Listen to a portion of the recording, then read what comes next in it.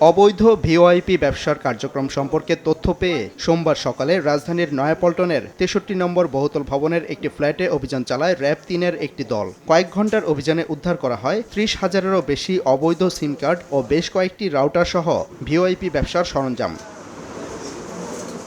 RAB জানিয়েছে, কয়েক বছর ধরে ভবনটি ভাড়া নিয়ে বিদেশি মোবাইল কল ইন্টারনেটের ব্যবসা করছিলেন গ্রেপ্তারকৃত সাইফুল। বিপুল অঙ্কের রাজস্ব ফাঁকি দিয়ে তিনি প্রতি মাসে আয় করতেন প্রায় ৫ লাখ টাকা। তার কাছে যে আমরা প্রায় ৩০,০০০-এর অধিক বলেছি সিম কার্ড, এই সিম কার্ডগুলি থেকে আমাদের যে গ্রাহক যাদের কাছে কল পৌঁছানোর কথা তাদের কাছে এই কলগুলি চলে যায়, যেটি আসলে মূলত আর ইন্টারন্যাশনাল গেটওয়ে দিয়ে আসে না। গ্রে রুটে আসার কারণে এটি লোকাল কল হিসেবে পরিগণিত হয় এবং লোকাল কলের যেই ভ্যাট ট্যাক্স সেটি সরকার মূলত পায়। ইন্টারন্যাশনাল কলের যে ভ্যাট ট্যাক্স এটি কিন্তু সরকার হারাচ্ছেন।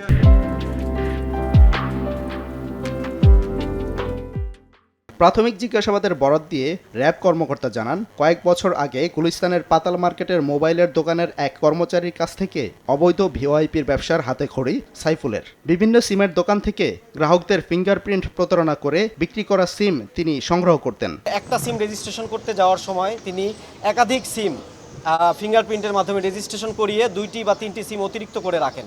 এভাবে করে কিছু ব্যবসায়ী তারা সিমগুলিকে আলাদা করে অতিরিক্ত হিসেবে অতিরিক্ত দামে এই ধরনের ব্যবসায়ী যারা তাদের কাছে বিক্রি করেন এবং এরা ওখান থেকে সংগ্রহ করে নিয়ে আসেন। অবৈধ ভিওআইপি ব্যবসার সঙ্গে দেশে বিদেশে অনেকেই জড়িত বলেও জানিয়েছে র্যাব কর্মকর্তা।